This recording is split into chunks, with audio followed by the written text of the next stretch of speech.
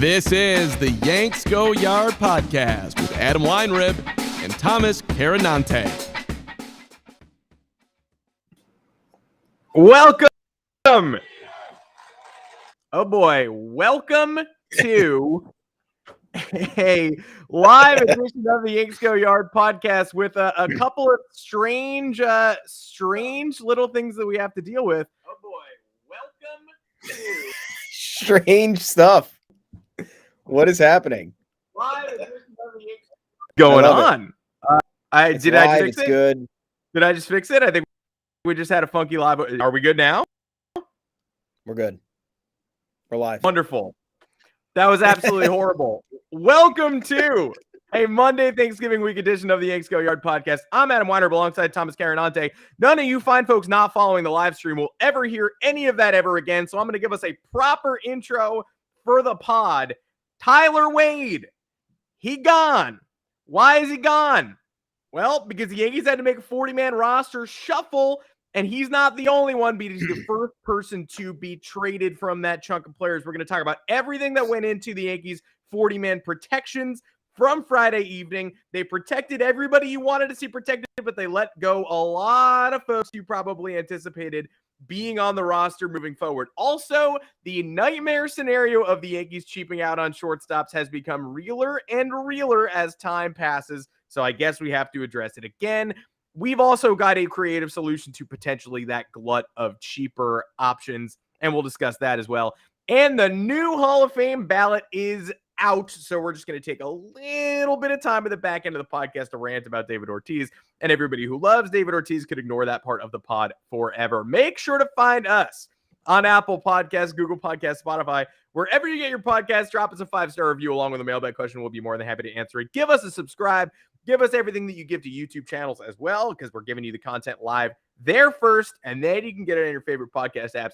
Where else other than the YouTube channel can you possibly see a double talk loud stereo repeater of the podcast? It's a great question, and one that we'll hopefully never have to answer again. Thomas Carinante, welcome to the pod. A couple of the worst players on the Yankees 2021 roster are gone, but it still feels pretty weird that they are gone.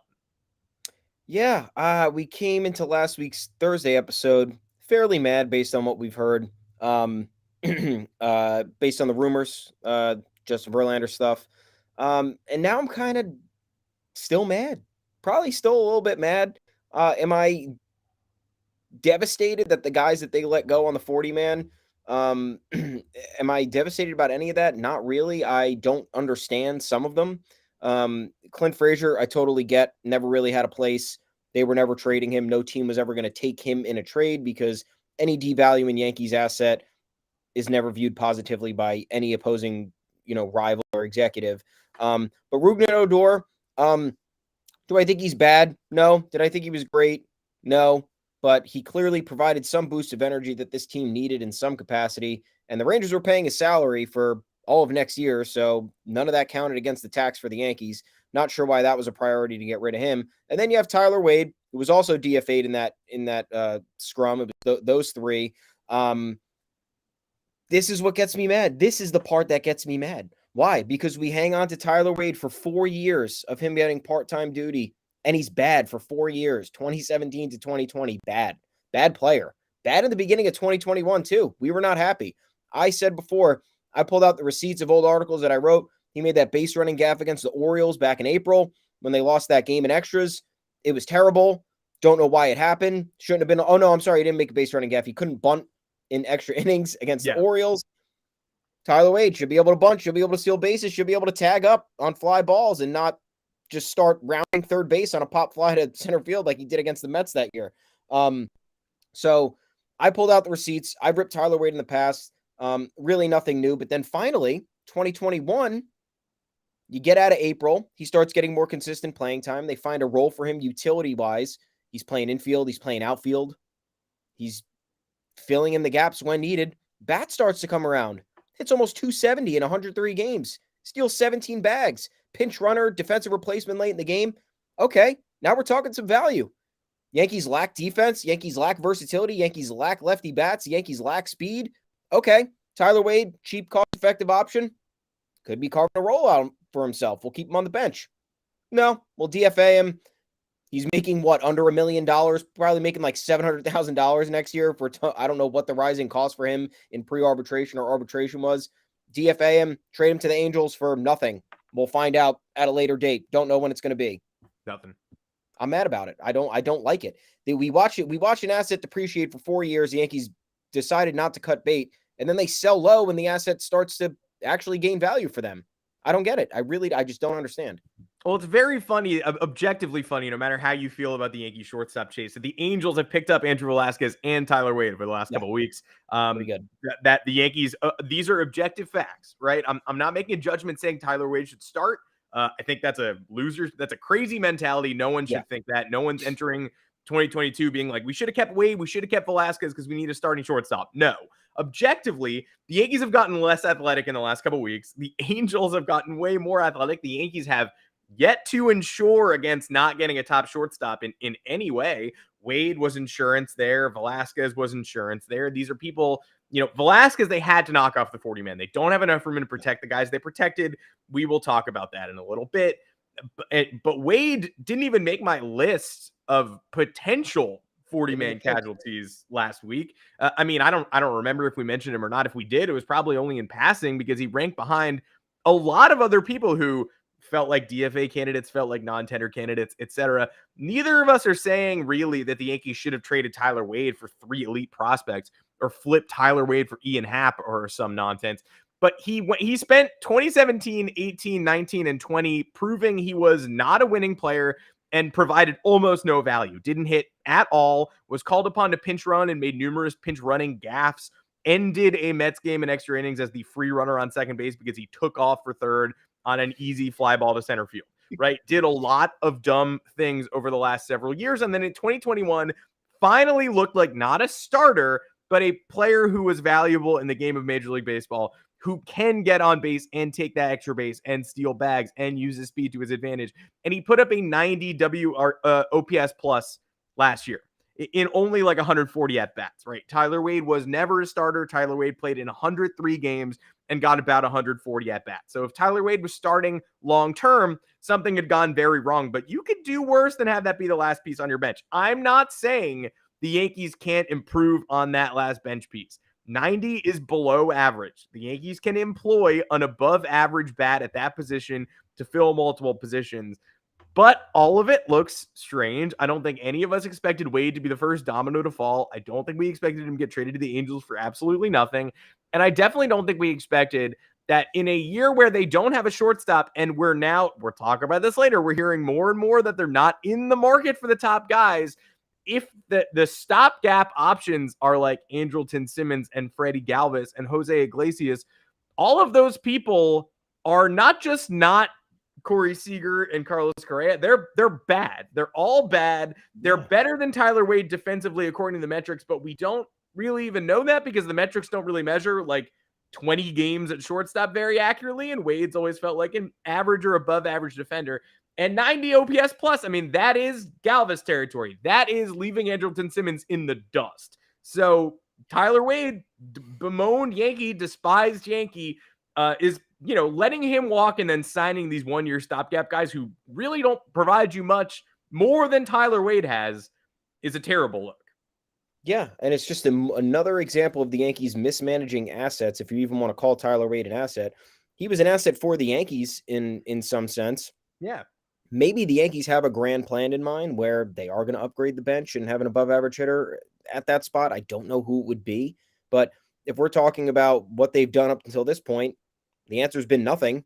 They're apparently removing themselves from the shortstop talk. Look, I'm not going to jump to conclusions there because to me that those types of reports are similar to the ones who are saying, oh, they're in on every shortstop, so get ready. It's like, okay, it's somewhere in the middle. They clearly have interest here and there. We don't know exactly where it is. If the Yankees do indeed pass on a star shortstop because they have faith in their prospects for 2-3 years down the road, then that would be a fatal error, and we would hate them forever for that. So I am taking the reports with a grain of salt. However, when you put all these different issues together where they've been inactive, I talk about the Justin Verlander deal. I don't know. I don't even know. We'll get to that in a second, but you have the miss out on Justin Verlander for being cheap reasons, which we'll talk about. You have taking a step back from the shortstop market because you don't want to spend a lot of money or block prospects that you still have no idea how they're going to project at the major league level. And then you cut bait with a guy who finally carved out a bit of a role for himself at the major league level, not starter material, but adds a different element to your team, especially in later innings when you need these types of substitutions. And throw that in with the fact that you're keeping some dead weight on the roster still. Some of these guys could have figured out a way to part with some of these guys. Miguel Andujar, why is he here? I do not know. He cannot play defense anywhere. His bat is still not good enough, at least what we've seen over the last couple of years, to be in the lineup. So I don't understand why he wasn't among the candidates to be DFA'd. And then you want to talk about Luke Voit and Domingo Germán. Luke Voigt's great. I love Luke Voit. I just don't think he's going to be here. I don't understand how that's going to repair the relationship. I don't know. I don't understand how the relationship is going to be repaired after what happened last year. And Domingo Germán, if he's not starting in the rotation, I mean, if he is starting, that's a problem for the Yankees. If he's not starting, he doesn't have a role. So what's the point? He's just going to eat spot starts, making between $2 and $3 million a year or something like that, and eat innings out of the bullpen when games don't matter. I don't see any value in that. Trade him or DFA him. It doesn't really matter to me. He shouldn't have been with this team after all those allegations that happened. The Yankees stuck with him for far too long, only to see it not work out this year. So asset mismanagement is what angers me most about this. And the fact that they had other guys they could have parted with, it's right there. It's right there for you to see. Maybe Tyler Wade went to the Yankees and said, I want to go back home to California. I don't know. Hopefully, if we heard about that, I'd feel better about it, but I just don't understand. I don't understand taking in unless they have a plan to sign fast players who play good defense and can play multiple positions. I don't know the answer here, but we can talk about the other 40-man moves, which we alluded to a little bit. Odor gone, we think, right? Because people were saying that they thought Wade might be back. But then you look at it and it's like Wade's under team control through 2025 for nothing. Why would he be? What are they going to sign him to? A deal for $100,000 cheaper? So I didn't understand that discourse on Twitter. Once these guys are DFA'd, it's pretty much it. And Clint Frazier, a big farewell. He's definitely gone. Feel bad for the guy. All that's gone. All that's gone on since his arrival in the Bronx with that trade with the Indians back in 2016. There was that buzz he asked the front office to unretire Mickey Mantle's number so he could wear it, which was kind of nonsensical, and it was eventually debunked. He had the spat with Michael Kay about Michael Kay talking about his health and how he should be on the field. He talked some trash to fans on Twitter who weren't entirely nice to him. He had the defensive, was that 2018 or 2019 when he had that horrible defensive showing against the Red Sox? And then I think it was early 2019. It was like when that season threatened to fall apart. Yeah. It might have been 2018 though. Who knows? Yeah, Either way, awful defensive showing, skips out on the media, says he doesn't owe anybody an explanation for anything. Okay. And then you have the concussion issues, which kind of lingered longer. And then this year culminated in him getting the starting left field job, them re-signing Brett Gardner, Clint Frazier batting 180 for the first 3 months of the season, and then the concussion-like symptoms, I guess, coming back to life. And that put him down for the rest of the season. After that, you kind of knew the fit wasn't there. Whatever was happening here just simply wasn't working out. And then we had a trade. Big trade. Nick Nelson and Donnie Sands off the roster for a couple of guys who were going to join the minors, clear 2 40-man spots. That allowed the Yankees to protect the guys that they wanted. And I think you're excited about some of the guys they're protecting, as am I. Yeah, I kind of can't believe they did that. I mean, Nick Nelson, the most obvious jettison candidate of all of these people. I'm not shocked that Nick Nelson ended up off the roster. I am shocked in the method it happened. One of the more surprising things, too, and I think you can telegraph this move pretty clearly to the finish line, is they added Donnie Sands to the 40-man a couple weeks ago, and then everybody kind of was like, oh, I guess they're not going to protect Josh Breaux, who is the former second-round catcher who's up for protection this year. And that's great. That's the way they envision things, is what it is. Donnie Sands interests me for sure. He's sort of a guy who's fought from nothing to be something, not the most heralded prospect, but he hit for serious power this year, had certainly turned a corner as I believe like a 13th rounder. There was a lot to like about Donnie Sands. He grew up homeless. We were all getting used to that story. We were getting ready to tell that story. And then they attached him to Nick Nelson as the first 40-man move to get them both to Philadelphia. And okay, I do understand that. And then you're sort of thinking, all right, they're probably going to protect Bro now. And they end up protecting 5 people. None of them are Josh Bro. So now there's no third catcher on the roster. I don't think this is a huge problem. I don't think this is catastrophic. I don't think that you can't come back from not having a third catcher right now. There will be guys like Rob Brantley available around opening day. Zach Britton eventually will not be on the 40-man roster, or will not be taking up a 40-man roster spot. That's just a problem for later. You know, when the next time they need a spot, Zach Britton will give them one.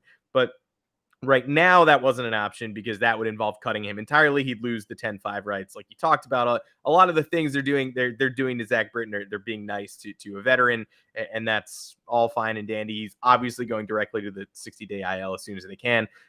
But you know, it went from there's no room on the 40-man roster to okay, there's room for 2 guys after the Nick Nelson Sands move. Best of luck to Donnie Sands in Philly, and best of luck to Nick Nelson, who had every opportunity to prove that his stuff could translate to bullpen excellence, and he did not do that at all. And that guy, again, maybe it happens in Philly, great. Didn't happen here. No need to keep protecting somebody who's not participating in the season whatsoever. Then they end up, cutting Wade, DFAing. He's now been traded. Clint's floating around that market. Someone could claim him if they want to. And, Rougned Odor, who they were not paying any money for this year, which theoretically would show you the Yankees are prepared to pay in the future for upgrades, but also might just be a situation of not good enough, taking up a roster spot. It is what it is. And Duhar, probably, people pointed out he has one option left, making him a slightly more valuable trade candidate than Clint Frazier. Slightly, although odds are high. They're just going to burn that asset next week too and DFA him. When the non-tender deadline comes around, they probably just won't tender him a contract. The Yankees, let's talk about the good before we talk more about the bad and the annoying things. And Clint Frazier, clearly not a maximized asset. I don't blame the Yankees for him falling, for hitting the wall twice and giving himself horrible post-concussion syndrome and all that stuff. But there were times when if you didn't trust, they didn't trust Clint Frazier. It's the worst kept secret in baseball. He had his best season in 2020. It was a good full season as a Yankee, and he was out of the rotation by October. He was great in 2019. He hit with runners in scoring position early in the season. He was basically leading the way in May and June of 2019. And the first second the Yankees get him off the roster, they did. They sent him back to AAA. Every time the Yankees had a chance to get Clint Frazier off the major league team or out of the lineup, they did it. And that's not really saying that there were plenty of times when he didn't earn more playing time. There were plenty of times when Clint Frazier's defense was subpar and all that stuff. But both things can be true. Clint Frazier could be responsible for his own demise in the organization, and the Yankees also could have used the Clint Frazier asset better, because you can't argue they couldn't have, because they lost him for nothing. They made a trade for a guy who's already on the team property. They technically traded Clint Frazier's roster spot for somebody they also control, put on the roster. So good with the bad. The good is they protected all the right people. They protected Ron Marinaccio, who apparently has the best changeup in the system, according to Baseball America, was an obvious one that other teams would have poached him. He absolutely would have lasted all year long on a major league roster. The Yankees would have lost him for good, and they decided not to. And instead, they're probably going to go to him when the opportunity presents itself this year. He's probably the first guy off the bus up from AAA. Love that. Steven Ridings is here. They're keeping him. That's another smart one. We don't know how bad his elbow injury is. We probably won't know anything about that till spring training. Expect him to be out because that's how it works here in Yankeedom. JP Sears, the lefty, is a surprise one. Another guy who you could easily see sticking around on somebody else's roster, like a 3-4 pitch mixed lefty whose stuff all profiled up after this year. I'm interested. They're going to keep him. So that's great. And we get to learn more about him now. We don't have to think about somebody else. That was somebody I was prepared to lose, Trevor Steffen style. I don't know if it's going to pay off or not, but he's here now. And Oswaldo Cabrera still here. Chris Gittens somehow still here. Everson Pereira added to the roster too. That's the weird case of he's among our top 15 prospects. Massive power potential. 20 homers this year at high between low and high A in under 200 at bats. You start thinking, is someone actually going to take this dude, this raw power hitting 20-year-old outfielder, and keep him on the major league roster all year? I don't know if anybody would have done that, but for a prospect of that caliber, that you're chancing if you're leaving him unprotected. You could come across a crazy team, a 55-win team just willing to do anything to get an advantage, like the Rangers. So they had to protect him. And they ended up clearing 5 spots out of nothing, sort of magic out of thin air. Yeah. I supported all the guys that they protected. I initially didn't know who JP Sears was, I'll admit. And then you type in JP Sears on Google, and it's apparently a comedian YouTuber. So if you guys want to see the other JP Sears, enjoy. That is not the JP Sears that is on the Yankees 40 man right now. But yeah, I forgot to mention Chris Gittens earlier. Like, I'm not a Chris Gittens fan, but clearly they don't really believe in him because they ended up trading for Anthony Rizzo and they ended up kind of kicking Luke Voit to the curb. So if Luke Voit is getting kicked to the curb and Chris Gittens, who's I think turning 28 or is 28 by now, is not getting ample major league playing time, why is that a 40-man spot you're going to waste? I don't know, but here we are. They protected the guys we wanted them to. There are still moves that can be made to clear more spots in the event of another trade. Matt Olson just had his wedding, so I think it's safe for us to trade for him now. We won't interrupt. Brian Cashman doesn't have to interrupt his ceremony to tell him he's going to New York anymore. Wedding unruined. Yeah. So here we are now. You want to talk about trades? You want to talk about free agency? We got it all here, and it's not good. What we're hearing is not good. I'll start off with the Verlander stuff, which I'm not happy about. Yeah, you're madder about this than I am. I'm not happy about this, but I'm going to give you the platform here. I'm not mad we didn't get Justin Verlander. I'm mad that the Yankees think that they can offer less or the same amount and still be an appealing destination. Why would you be an appealing destination? You haven't done anything in over a decade. 2009 was the last time you've been to a World Series. The Astros and Red Sox have punked you for the last 5-6 years. Why are you offering a destiny? Why are you offering the same amount of money and pretending like this is now like this is still what it was 15 years ago? The Astros offered $25 million to Verlander with a $25 million player option. The Yankees offered 1 year, reportedly. Sources. If this is all true, based on the high-ranking MLB insiders that we cite on this show and on yanksgoyard.com, they offered a 1 year, $25 million deal to Verlander and would not budge on a player option. The New York Yankees would not budge on a player option for Justin Verlander. And we sat here for weeks saying, what do you think a Verlander deal would be? Like 2 years, $40 million, 2 years, $45 million? Yeah, that sounds about good. The Yankees would not go. And the crazy part about this is that they would not go more than that 1 year. And the least advantageous year of that potential deal is the 1 year because he's coming off Tommy John and only pitched 6 innings in the last 2 seasons. So they were essentially about to put themselves back in a Corey Kluber situation. I know Verlander and Kluber are two totally different pitchers, but you look at their career trajectory. Corey Kluber 3 years ago, Cy Young candidate until the injuries hit. Justin Verlander 2-3 years ago, Cy Young winner. Injury, here we are, going to be 2022 now. So they were putting themselves back in this situation where they were going to spend a large chunk of their free agency money on 1 year for a guy who may or may not have panned out and wouldn't give any, I guess, open mind to a second year where you would get the most benefit from that. He's full year off Tommy John. You're still probably, hopefully, contending in 2023, depending on what it is. And I crunched the numbers a little bit. The Yankees have $99 million stuck on the books for 2023. If they keep every arbitration eligible player, it's another $75 million. So you're looking at $174 million. If they keep every arbitration eligible player, which they won't, it's just not going to happen. So you factor in a high profile shortstop signing, a center field signing. If you want to talk Starling Marte, a Judge extension, you can add another $80 million, I'd say, on an total annual, $70 million. Because I don't think the center fielders would be that expensive. You're probably looking at between 25 and 30 for Judge, between 28 and 32 for a shortstop if you're paying for one of these guys. This is worst case scenario too. This is like if the Yankees are blowing up the bank, which they've showed no indication of doing. And then you have Verlander's $25 million. That would take the payroll to like $245 million. That's really not that high.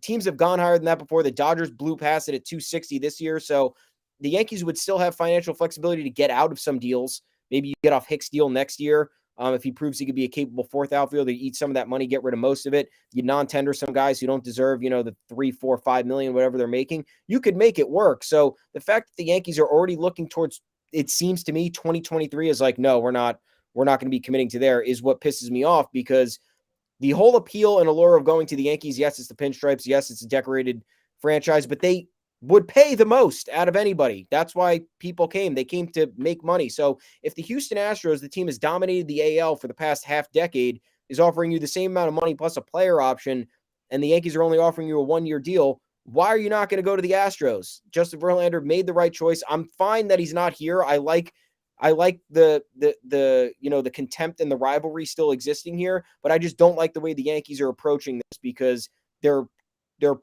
proving to us that they think that they're still an appealing destination where they can offer less or the same amount of money.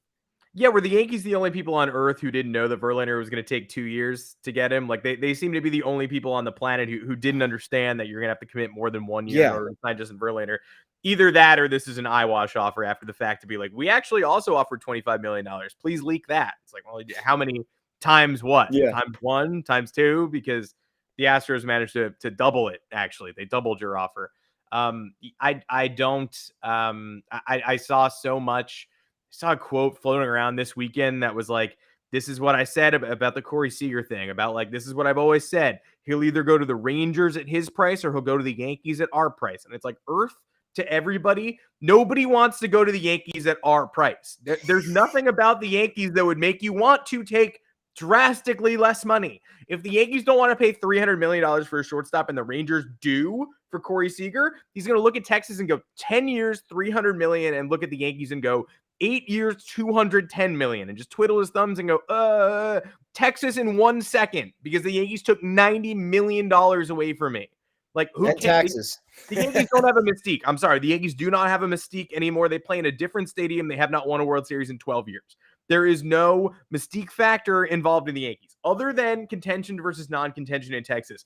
But if the dollar gap is that large, there isn't a person on earth who will play at the Yankees price when they're being offered $90 to $100 million more by another organization. And Verlander is just another instance of that. The Astros give him 25 mil plus a player option. The Yankees give him 25 mil and nothing else. And he goes to Houston because of loyalty.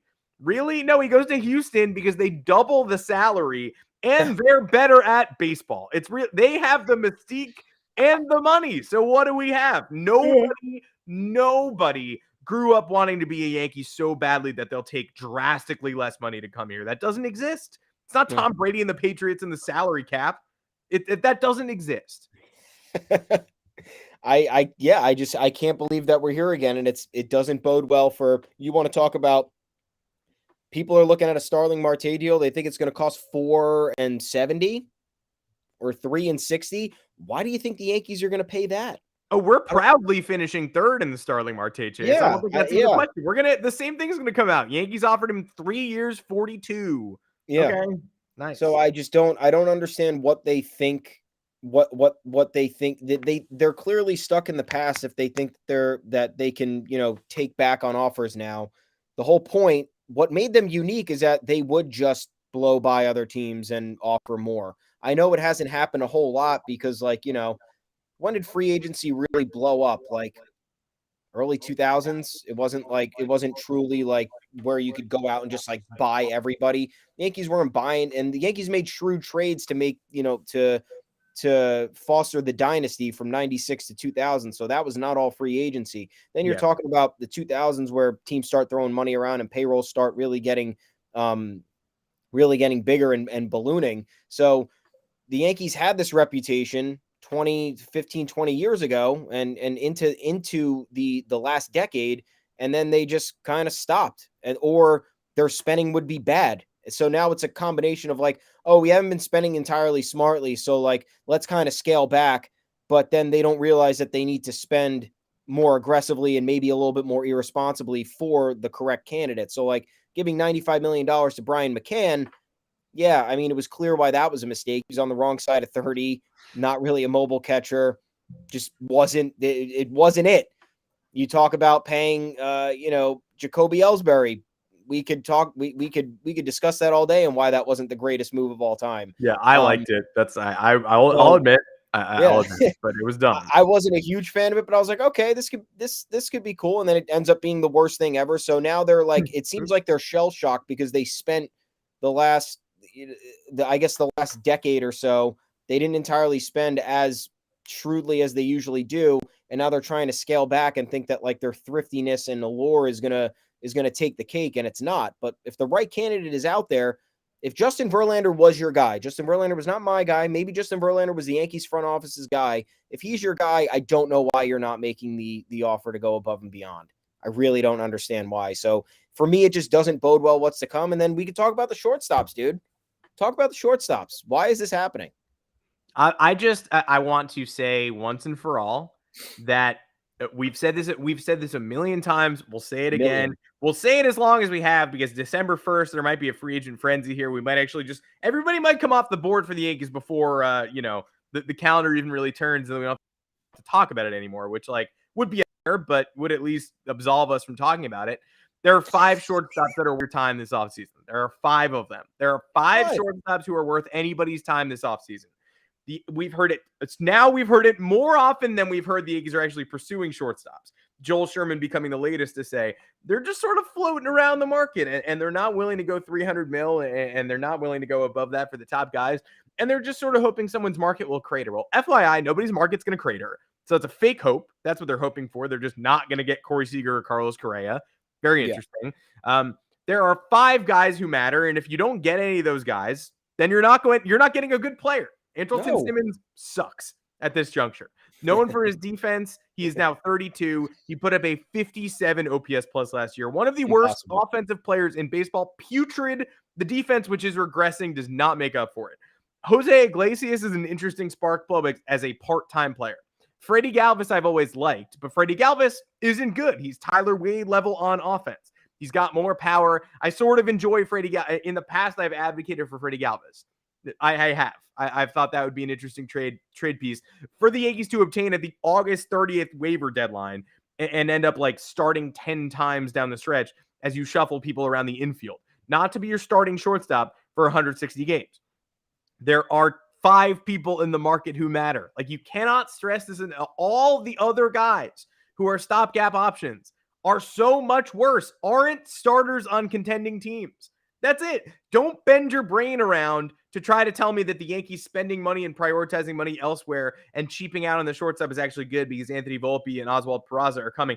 Volpe, by the way, maybe not a shortstop. The evaluators say he could be a second baseman or a third baseman. Peraza, great. 2024 is not the year to be planning for with Garrett Cole and Aaron Judge and Giancarlo Stanton in their primes, and Judge's and Stanton's primes even shorter than anybody else's primes because they are giant men, extremely unpredictable, and are often not on the field. So even Garrett Cole's prime, which we're complaining about wasting, is probably going to be longer than Judge and Stanton's prime. He's got more years to work with. And pitchers adjust, and Justin Verlander's still good, and Garrett Cole might be great throughout the entire rest of his contract. I don't know. I really hope so. Ball's getting stickier this offseason. Judge and Stanton are equally, if not much more risky because they just don't stay on the field. Garrett Cole, anything could happen, sure. But right now you have to plan for the primes of all 3 of those people. And signing anyone other than the top 5 shortstops would be embarrassing. And yet somehow kind of feels like we're getting taken there. Volpe, great. Hope he becomes a shortstop in the future. Evaluators seem split. Peraza, sure. I think you should use him in a Matt Olson trade ASAP instead of holding on to him and holding on to extra shortstops. You also picked a shortstop in the first round last year. You have shortstop assets. You made that extremely clear. I hope they all end up being great players. I hope they all stick it short, but none of them are starting on opening day 2022. And the man who would be Andrelton Simmons, Iglesias, Freddie Galvis, no. Iglesias was great in Boston because everybody is when they know what pitches are coming. He was terrible for the Angels as the starting shortstop last. The Angels rejected bad starting shortstop, should not be the Yankees shortstop in 2021. In 2022, as the Angels poach Tyler Wade and Andrew Velazquez. I hope I've made myself clear, which brings me to, again, only 5 shortstops matter. There are 5 of them. They matter. That's a thesis statement. 5. If you don't get one of the 5, you've gotten worse. Maybe you haven't gotten worse because Gleyber Torres was the worst of the worst, but you certainly have not gotten better. And so one of the 5, Trevor Story is probably the least talked about of the big 5 at this moment. He's a Texas boy, Dallas area native. He's met with the Rangers as the Rangers seem to have cooled on Seager a little bit. You're hearing more Dodgers Seager stuff lately, which makes me think there's a chance that happens, especially if the Yankees aren't dipping into the pool there, which is all we keep hearing. So Trevor Story, the projected MLB trade room is a contract is 6 years, $126 million. That is $21 million a year. The Yankees should be able to spend more than $21 million a year on Trevor Story. They were ready to spend $25 million for 1 year of Justin Verlander. If they trade for Matt Olson, he's under control for 2 years. The next 2 years are crucial for this team before everything starts getting a little weird and they might need to turn things over to another generation. $21 million for 6 years. Trevor Story is coming off of a year in Colorado where he had a 103 OPS plus, was worth 4.2 WAR. The defense still good. It was his worst year and most injury-plagued year. He turned down the qualifying offer. The Rockies could have traded him before 2020, could have traded him after 2020, could have traded him at the 2021 deadline, snuffed out his value the best they could. This is the least interested anyone's ever been in Trevor Story, and he's entering a shortstop market with Correa and Seager at the top. That's dicey too. He is the third-tier name when he would be the first-tier shortstop name in many other off seasons. Of all the people who might accept an AAV blowout 2-year deal, why wouldn't Trevor Story entertain 2 years, 56 mil? Enter the market again at the age of 31, get 7 more years of security, probably. You can go to Texas then. Texas will be way better in 2 years. Yeah. Marcus Semion's not going to take this deal. He's coming off an MVP top 3 finish. He wants money now, and he's older than Story, and he should get money now.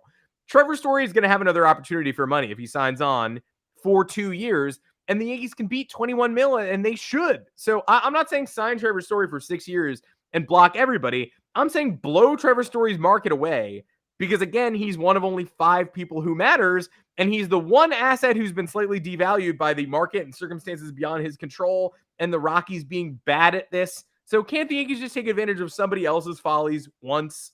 Yeah. If this is if you want to cheap, if this is your version of cheaping out, this is the way to do it. Fine. And I even give Trevor Story 6 years for $21 million a year. What is the problem with that? Here is the rebuttal. Or no, here's I guess a question that people have to answer, or the Yankees organization has to answer. Do you think that Anthony Volpe or Oswald Peraza will be as good as Trevor Story is throughout their MLB careers? Okay, maybe. What are the chances of that? They're not high. It's not it's not an exact science with prospects. We see prospects flame out all the time. So you have a sure thing in Trevor Story right in front of you. Let's say he is there for between $20 and $22 million a year. I'm not opposed to signing him to a 5-6 year deal. That doesn't bother me. Now you have shortstop assets that you can either, hey, what if Volpe isn't a shortstop? Then maybe he plays third. Maybe he's a second baseman. You have options there. Or you just have more ammo to trade for a co-ace to put alongside Garrett Cole for however many years it's going to be. So you can never look at it through a negative lens when you're having too many good players, because there's no such thing as that sort of a problem. But if you want to talk about a short-term deal, Joel Sherman's column that talked about why the Yankees were stepping back from the shortstop market. These columns suck. I don't even think that you have to go 2 years for Story. I think you give Story 1 year, 25, 30 mil and call it, because guess what? If you're this high on Volpe and Peraza, they should be starting in 2023. You even said they should be starting in 2022 if you're going to step back from all these high-profile options. Yeah. If you don't want to spend money for a shortstop in what could be the greatest class in the last couple generations of free agency, then it doesn't make any sense why you would do that. You have to giving Trevor Story a short-term deal to prepare for one of your guys in 2023 is fine. Waiting anything longer beyond 2023 for those guys doesn't make any sense. So I think I would do either or. You take a short-term deal here. I'm fine with them believing in their prospects. That's totally okay with me. That's totally fine. But you have to have a plan, and it can't be, oh yeah, we're going to hang around until 2024 and see what happens. No, these guys are ready. 2023 should be the target date. You get a guy who can actually step in and play, and I don't see why Trevor Story would kind of back out on the chance to A, take home that much money if it's 25, 30 mil, and B, be the headlining shortstop free agent in next year's class and get all these other guys off his back, because there's always a need for shortstops, especially of his talent level. And he can rebuild himself out of Colorado, proved any doubters wrong talking about his splits at Coors and on the road, and reestablish his value there. And maybe the Yankees want to keep him. Maybe they take him back. I don't know. But you can't go into this year with a Simmons or or a Galvis and then just be like, yeah, we're going to take it from here and see what happens. It's really not the answer. We saw how detrimental it could be without a shortstop who can effectively hit the ball or have a sterling glove. I don't think Galvis or Simmons have the requisite defense to like blow your mind away and make you forget about the suboptimal bat that they're going to be taking to the plate every single night. So short-term offer, like I said, I mean, my first short-term offers were to Correa and Seager, because apparently if teams want to wait until February, they think they're going to get a discount, have these guys take 2-year deals, massive AAV, and have them re-enter free agency before they're 30. They're still going to get paid. So I'm on board. I think a Trevor Story deal is perfect. I think I like him long-term too, especially if it's not prohibitive. I mean, if Story doesn't want to try to rebuild his value on a 1-year deal, then like he doesn't believe in himself, Trevor. Yeah. If you believe in yourself, you would take a 1-year prove-it deal with the New York Yankees. I'll pay you $30 million. You can make 18.4 in Colorado. I'll give up my draft pick. I'll give you $30 million coming to the New York Yankees next year. Show me what I need to. And if Anthony Volpe hits 30 home runs and steals 30 bags, AA and AAA, and he's ready for 2023, great. Walk on by. Trevor Story was a 30 mil, 35 mil a year AAV guy before this year. That was the chatter. He was like an 8 years, 270 mil dude. And now he's like a guy who you're projecting $120 million to Texas. That's chump change. Come to you believe in yourself, Trevor. Come bet on yourself. Come play for the New York Yankees. Because otherwise, I'm sick of this. And I'm done. You know what I don't want to be writing? Freddie Galvis, Tyler Wade comparison pieces. Because who cares? I don't want to be writing that at all. I don't want to be comparing 24th men on the roster to each other. But if they're starting for the Yankees, then I guess I have to. Brody Subs just commented, Tyler Wade revenge season, I fear. Brody, I do not fear that. But I don't fear that. That's not something I'm going to fear. Yeah, there you go. Just Brody. I fear it a little bit, I guess. I fear revenge season anytime we let somebody go. But it's just how about another thing that's just ingrained in Yankee fandom at this point? You let somebody who we objectively have hated for years in Tyler Wade go, and the first impulse isn't like goodbye to a nice guy, or he was bad and I asked him to be cut for a long time and now he is gone. The first impulse is like, oh, he's going to kick our ass. Because that's what happened. Oh, yeah. Oh, that bad guy who we hated, he's going to kick our ass for sure. Clint Frazier is sort of a more obvious revenge candidate, but yeah, maybe Tyler Wade revenge season 2. Before let's do the Hall of Fame ballot at the back end. This is objectively not nice. This is not nice to Boston Red Sox fans. And so we'll get out easy. This is Brazen Hypocrisy Hall of Fame season. Get ready for it. Prepare yourselves. Batten down the hatches. We've already heard the rebuttals from Red Sox fans. I'm not going to parse the particulars and go deep into the details and analyze David Ortiz's WRC plus in high leverage situations. David Ortiz is making the Hall of Fame. Yeah. Right. I'm not here to argue that David Ortiz does not deserve to be in the Hall of Fame. He's making it first ballot. You can do whatever you want to the timeline. You can tell yourself whatever you want to about what happened, when it happened, what happened afterwards. I understand. I don't like Alex Rodriguez. I don't want him in the Hall of Fame. He's not somebody I like. Barry Bonds, I do want in the Hall of Fame. Yeah. That's somebody I want in the Hall of Fame. Roger Clemens, you could talk me into it either way. I don't know. I'm not terribly Barry Bonds is the one I'm passionate about. It's the greatest hitter we've ever seen. Ever. Never tested positive for steroids in a Major League Baseball official test. Did he do steroids? Yeah, probably. I do believe that he did. So did Ivan Rodriguez? Probably. So did Jeff Bagwell? Probably. So did Mike Piazza? Almost definitely. All three of those people are in the Hall of Fame already, and all three have the same connection to PEDs that Barry Bonds has. In other words, conjecture, likelihood, and no positive test sanctioned by Major League Baseball.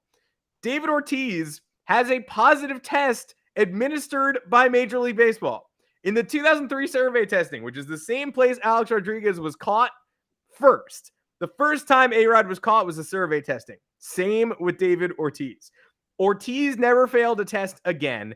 A-Rod did. He was suspended a lot. He missed a ton of baseball games. He cheated often. These are facts.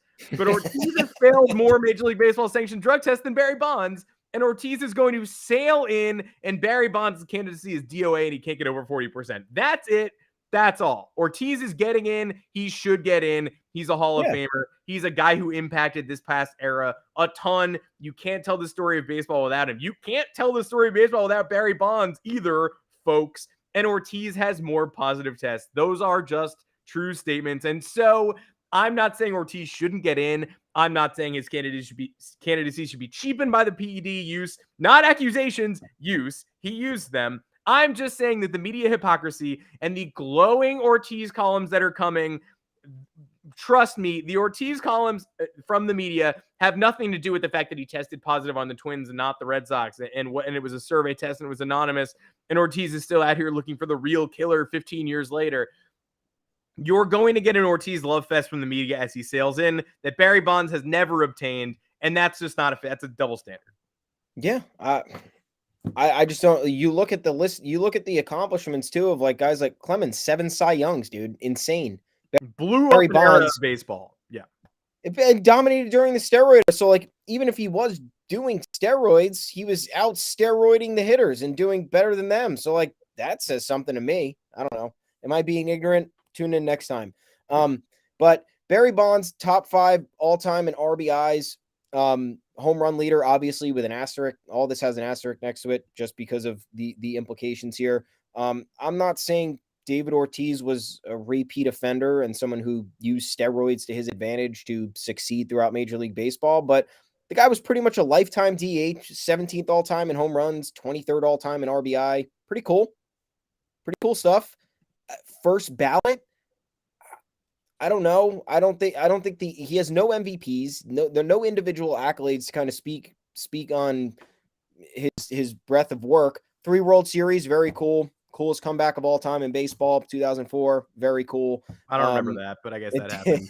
Disheartening stuff. But like, you look at the case of like Jeter and Mo, first ballot, unanimous, all-time saves leader, was greatest closer of all time that people watch objectively. David Ortiz is one of the greatest hitters we've watched all time objectively, but like, is he the greatest hitter we've watched? Is he one of the 5 greatest hitters you've seen in your life? I don't know. Maybe. I think A-Rod might have been a better hitter. A-Rod was probably a better hitter than him, cheating or not. Mm-hmm. Like, I don't know. I don't know why. The only reason I would see this being a first ballot Hall of Fame selection is because of him being beloved by the media. A lot of good storylines when he was in Boston, but 10-time All-Star, 7-time Silver Slugger, 1-time World Series MVP. Nothing else that, like, I don't know. Am I crazy? I know we don't like the Red Sox, and I'm not sitting here trying to nitpick things about why we don't, why we're not even saying he should be in the Hall of Fame. It's just first ballot seems insane when he has no individual accolades. And I know that has to play a role here. Let's go to his baseball average pace. Led the league in RBI 3 times, walks twice, OBP once, OPS once in a 20-year career. That's great. It's great.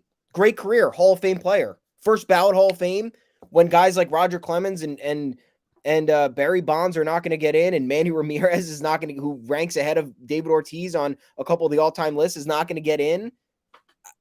It seems crazy. I don't know. I don't know. The only 2 things, it's this easy for me. If I had to spend my time and waste my days defending Derek Jeter's defensive lapses last year, David Ortiz didn't play defense. Yeah. So Derek Jeter even trying to play defense is already more impressively impactful than David Ortiz, who you couldn't put on the field. And then 2, everybody else, when you get the PED news about everybody else, Robinson Cano on down, you read the news that somebody tested positive, and the immediate mental, the synapses that fire are you going, they're out of the Hall of Fame then. No more Hall of Fame for them. That's a shame. God, Cano, it's a Hall of Fame career, but he tested positive, so he's out. David Ortiz tested positive, and he's in. He's in. He's the first one who's going to be in with a positive. That's where it ends. I don't care when it happened. I don't care why it happened. It's an automatic disqualifier for everybody else, and it's not for him. That's the only hypocrisy conversation you need. He's getting in. Whether like the narrative's going to, you're right. He's probably not a first ballot Hall of Famer if he played for the Royals and appeared in one postseason. The postseason narrative stuff is going to get him in on the first ballot, and that's great.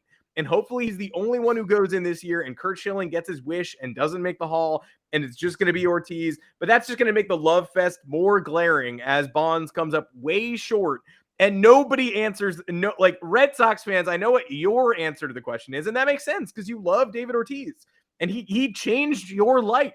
And it's fine for you to defend David Ortiz. It's not fine for objective media to not be able to answer the simple question of why is he the only PED positive test that you're willing to vote for? All or none. Ortiz is going to double up the previous PED tester Hall of Fame vote record. You just have, if you're national media, you just have to be able to answer that question. What's different about Ortiz? And the only answers are you like him and you think the timing of the positive test doesn't impact his career stats, which it's embarrassing rationalization if you're not a homer. If you're a homer, I get it. If you're national, I don't understand it at all. You want to talk about people using advanced stats too? This is the last thing I'll say on it. 55 career WAR for David Ortiz. 55. That's not a lot, guys. That's 2.5 Mike Trout seasons. Yeah. A-Rod was 117. You want to see what Barry Bonds is? Let's see this so we could laugh. 3,412. 163. 163. That's 110. That's 108 more. That's a lot. This is what all these arguments are based on. The collective bargaining agreement for this next term, they were discussing paying players based on WAR. It could be the literal future. Everybody takes these stats as religion, and now we're going to look at a Hall of Fame candidate in David Ortiz, and no individual accolades. WAR is not that impressive. Postseason track record there. Jovial, cool, nice guy there. Boston underdog narrative there. Play, the top to bottom, playing DH, it's just not there for me. I hope he gets in, though. Imagine if they had paid people by WAR during the Red Sox dynasty. They would have gotten Ortiz for $3 million every year. Would have been incredible. People keep popping in and off the stream during the Ortiz rant, which I assume is Red Sox fans angrily logging off and then sending it to their friends so they can log on and get mad and then get off again. It's like ping-ponging up the same number of numbers. I hope you enjoyed that, Red Sox Nation. It's look, he's getting in. It's just I just want one member of the national media. I'm going to apply for a credential and just ask everybody there, can you comment on the record why the David Ortiz situation is different than all? It's like, why is this night different than all other nights? Why is David Ortiz the guy? It's just because you like him. It's because he's a big part of baseball history. And you hate A-Rod. I don't like A-Rod either. But, I mean, 09 A-Rod, 2013 Ortiz, what's the difference there? Very similar figures. It logged me off before I start going. That's it for this edition. That's it. That's it for this edition of the Yanks Go Yard podcast. We'll do it all again when Ortiz gets in first ballot. Trust me, we will do it all again. Live show as soon as it happens. Meltdown Monday. It's not going to be good. In the meantime, you can listen to this again. You can send this to all your Boston friends on Apple Podcasts, Google Podcasts, Spotify, wherever you get your podcast. Drop us a 5-star review along with a mailbag question. We'll be more than happy to answer it. We're going to be coming at you live again on Wednesday because Thursday is a little-known holiday that America is testing out called Thanksgiving, and a lot of people are going to be eating dinner with their family. Moves might happen between now and then, but you're not going to hear from us until after the holiday. That's just how it goes. You can read about it. You can read us, but you're not going to hear us. And I think that's okay. We will see you again on Wednesday. Until then, I'm Adam Weinrib. You can find me on Twitter at Adam Weinrib. Yes, everyone. I'm Thomas Carinante. You can find me at Tommy's_takes right there for you. Head on over to yanksgoyard.com. Plenty of content there for you. Talk to us on the official Yanks Go Yard Twitter account at Yanks Go Yard FS. Had somebody yelling at us today because we're talking about the Yankees' revenue compared to what they're spending on the payroll. Like, what's going on? He's still yelling at us. He showed up to yell at us. And then when we gave him what he wanted, he was like, wow, disagree with someone now these days, and they're just automatically the enemy. It's like, you showed up to yell at us. What are you talking about? You're like, you guys are dumb. And we're like, here's why we're not dumb. And you're like, wow, you hate me because of my opinion. Wow, 2021. It's crazy. It's like, why did you even show up? Well, anyway, guys, pop back in the chat. I love comments. We love putting the comments up on the board here to talk about it. Tyler Wayne's revenge season, I fear, will be a top 5 comment probably for the next year.